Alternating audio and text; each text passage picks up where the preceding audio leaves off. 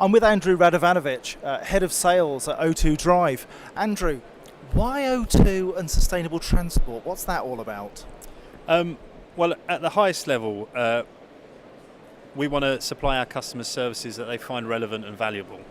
Now, all of our customers have challenges around productivity, around fuel savings, cost savings, duty of care and safety, and sustainability. And what ticks all those boxes is telematics. Now, you might not necessarily think of O2 as a company that will be in telematics, but we have a concept of joined up business at O2. So we have our core services that you'll know and love, so mobile phones and fixed communications. And then we have a health business, a money business, a media business, and what we call our machine-to-machine portfolio. So within that we have telematics, O2 Drive, we have home energy services, and we have lots of other things in the portfolio. And telematics is very close at our heart to O2, just because of how valuable it really is to UK PLC and also to our particular customers. So it's something that we've invested in heavily in the last 2 years and will continue to do so, and something that we're really, really pleased that we're actually in this game now. So O2 Drive, what exactly is that? So O2 Drive is it's a partnership. So at O2 we have a simple concept. We either partner with the best in the market or build things ourselves. And with O2 Drive we partner with Masternaut, who are the number one player in telematics in the UK. And what Masternaut do really well is they innovate and continue to keep themselves relevant and fresh to help address customer issues. So O2 Drive, in simple terms, it's a black box that talks to the vehicle, will capture information and then provide valuable information back to a business.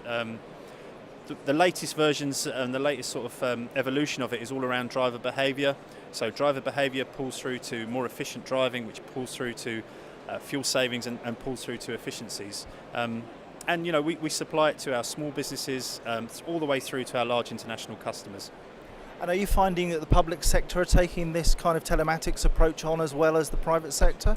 Yeah, so the public sector is something in and of itself. So it's a bit of a Rubik's Cube working with the public sector. But if you look at the business issues that they have, so budget squeeze, having to do more with less, accountable to their customers, which are citizens, telematics can really help underpin all of that, along with all the sort of foundation elements of telematics. So, you know, eliminating abuse, making sure that people are safe on the roads, and making sure that the assets are representing, you know, local government and councils well. So absolutely, public sector is a really live market as well. And actually at GreenFleet, at the portfolio of GreenFleet events, there's a very strong public sector representation. So it ties in very well with the kind of people we're talking to naturally anyway. I suppose there's always the fear that it's the kind of spy in the cab, though, that drivers will get into trouble for setting off alarms and get into difficulty. How do you change drivers' perceptions about the telematics which are on board?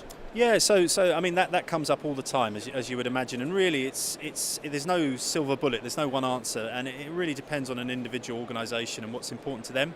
So if you do get that sort of feeling from an organisation, we tend to try and position it a different way and look at how it can actually help them. So to prove that they, you know, touch wood, you know, if they're in an accident, to prove that they were driving responsibly.